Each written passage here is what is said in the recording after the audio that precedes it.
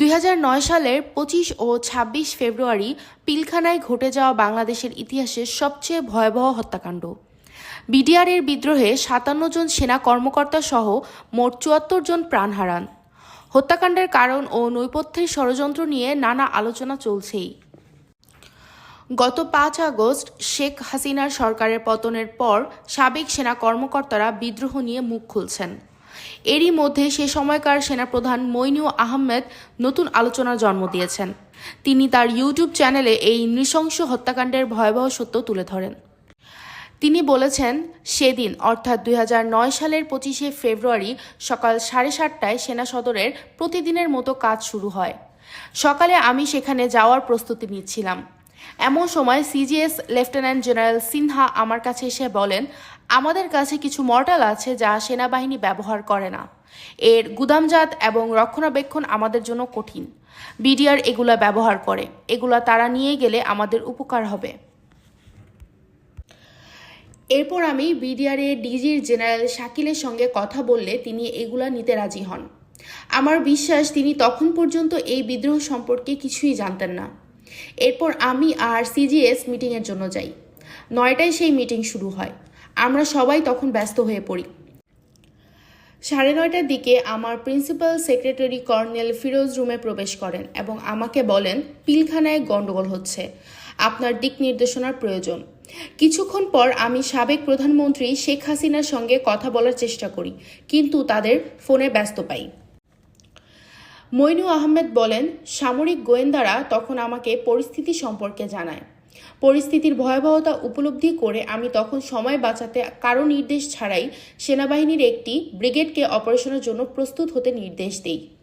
তারা তাৎক্ষণিকভাবে পদক্ষেপ নিতে শুরু করে, যার নামকরণ করা হয় অপারেশন রেস্টোর অর্ডার। তিনি বলেন, ৯:৪৭ ডিজি বিডিআরকে অর্থাৎ শাকিলকে ফোনে পাওয়া যায়। তিনি আমাকে বলেন, দরবার চলাকালীন ২ জন সশস্ত্র সৈনিক প্রবেশ করে। একজন আমার পেছনে দাঁড়ায়। এরপরই বাইরে থেকে গুলির শব্দ আসে। সঙ্গে সঙ্গে ভেতরে থাকা সৈনিকরা দরবার হল থেকে বের হয়ে যায়। এগুলো সবই মনে হয় প্ল্যান করা এবং প্ল্যান অনুযায়ী সব চলছে।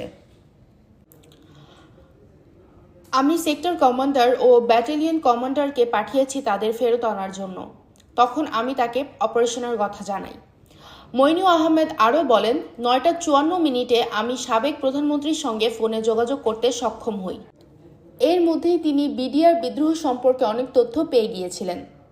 এ সময়ে আমি তাকে অপারেশনের কথা জানালে তিনি জানতে চান কতক্ষণ সময় লাগবে এই ব্রিগেডকে তৈরি করতে। আমি সময় জানিয়ে ব্রিগেডকে পিলখানায় যাওয়ার জন্য তার অনুমতি চাইলে তিনি অনুমতি দেন। এক্ষেত্রে অনেক সময় লাগলেও ৪৬ ব্রিগেড ১ ঘন্টার মধ্যেই যাত্রা শুরু করে।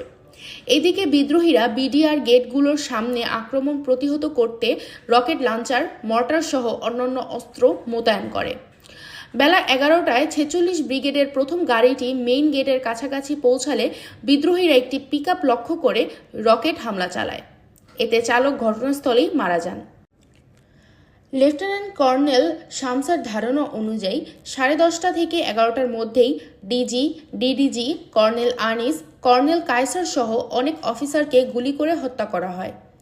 আমাদের টিম পৌঁছায় 11টার পরে। বিদ্রোহের সময় টিভি চ্যানেলে লাইভ কভারেজ সমালোচনা করে তৎকালীন সেনাপ্রধান বলেন, ঘটনার সময় গণমাধ্যমে চলা লাইভ কভারেজ বিডিআর বিদ্রোহ ছড়িয়ে দিতে নেতিবাচক ভূমিকা পালন করেছে। সাবেক সেনাপ্রধান জানান, ক্যাপ্টেন শফিক তার নেতৃত্বে ৩৫৫ জন র্যাব সদস্য নিয়ে পিলখানায় পৌঁছান 10টার আগেই। এ সময় তিনি তার ঊর্ধ্বতন কর্মকর্তার কাছে পিলখানায় প্রবেশের অনুমতি চাইলেও তিনি তা পাননি। তিনি অনুমতি পেলে হয়তো পরিস্থিতি মোকাবেলা করতে সুবিধা হতো এবং ক্ষয়ক্ষতি এত হতো না। মঈন বলেন, 11:৪৫ দিকে পিএসও এএফডি জানায়, সরকার রাজনৈতিকভাবে এই সমস্যা সমাধানের চেষ্টা করছে। বিদ্রোহীরা দাবি করেছে কোনো আলোচনার আগে সেনাবাহিনীকে এই এলাকা থেকে চলে যেতে হবে। তাদের সঙ্গে সমঝোতা না হলে তখন সামরিক অভিযান পরিচালনা করা হবে। বেলা 12টায় তিনি আমাকে ফোন করে জরুরি ভিত্তিতে সাবেক প্রধানমন্ত্রীর সঙ্গে যমুনায় দেখা করতে বলেন। বেলা 1টার দিকে সাবেক মন্ত্রী জাহাঙ্গীর কবির নানক এবং হুইপ মির্জা আজম আলোচনায় পিলখানায় যান। তিনি আরও বলেন, আমি যমুনায় যাবারও ঘণ্টাখানেক পর বিমান ও নৌবাহিনীর প্রধান সেখানে আসেন। অর্থাৎ তাদের আমার পরে ফোন করে আসতে বলা হয়েছে। অনেকক্ষণ পর তারা সেখানে এলে আমাদের জানানো হয় সাবেক মন্ত্রী জাহাঙ্গীর কবির নানক এবং হুইপ মির্জা আজম বিদ্রোহীদের একটি দল নিয়ে যমুনাতে আসছেন এবং তারা অর্থাৎ বিদ্রোহীরা সাধারণ ক্ষমা চায়। সাবেক প্রধানমন্ত্রী শেখ হাসিনা বলেন, বিদ্রোহীদের কিছু বলার থাকলে আমরা যেন তাদের বলি। তখন আমি তাকে বলি, অনেকে নিহত হয়েছেন, তাদের কোনো দাবি মানা যাবে না। আপনি তাদের বলবেন, প্রথমত অফিসার হত্যা এই মুহূর্তে বন্ধ করতে হবে, দ্বিতীয়ত যাদের আটক করা হয়েছে তাদের সবাইকে এখনই মুক্তি দিতে হবে, এবং তৃতীয়ত অস্ত্রসহ বিদ্রোহীদের আত্মসমর্পণ করতে হবে, এবং চতুর্থত সাধারণ ক্ষমা দেওয়ার প্রশ্নই নেই। ঘটনার তদন্তে সরকারের সাহায্য পায়নি সেনাবাহিনী। মইনু আহমেদ বলেন, বিডিআর বিদ্রোহ ঘটনায় আমি তখন তদন্তের আদেশ দেই। তখন আমাকে বলা হয়, যখন সরকার এই বিষয়ে তদন্ত করছে তখন আমাদের এর প্রয়োজনটা কি?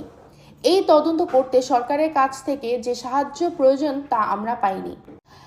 সাবেক সেনাপ্রধান বলেন, সেনাবাহিনীর তদন্ত কমিটির নেতৃত্ব দিয়েছিলেন লেফটেন্যান্ট জেনারেল জাহাঙ্গীর আলম চৌধুরী, যিনি বর্তমান স্বরাষ্ট্র উপদেষ্টা। তিনি তার কাজ সঠিকভাবে সম্পন্ন করতে পারেননি, কারণ অনেকে জেলে ছিল, অনেককে প্রশ্ন করা সম্ভব হয়নি। আমার কাছে এসে জাহাঙ্গীর আলম বেশ কয়েকবার তার সমস্যার কথা তুলে ধরেন। মইনু আহমেদ বলেন, আমি আশা করি তিনি এখন স্বরাষ্ট্র উপদেষ্টা হয়েছেন, তিনি এই তদন্ত কমিটি পুনর্গঠন করে জড়িতদের বের করতে সক্ষম হবেন। আমি সরকার গঠনের পর তাকে এই বিষয়ে অনুরোধ করেছি। নিজের ভিডিওতে পিলখানা হত্যাকাণ্ডের সুষ্ঠু তদন্ত দাবি করেন মইনু আহমেদ। এ সময় বিডিআর বিদ্রোহ নিয়ে তার লেখা বই খুব শীঘ্রই প্রকাশ করা হবে বলে জানান তিনি।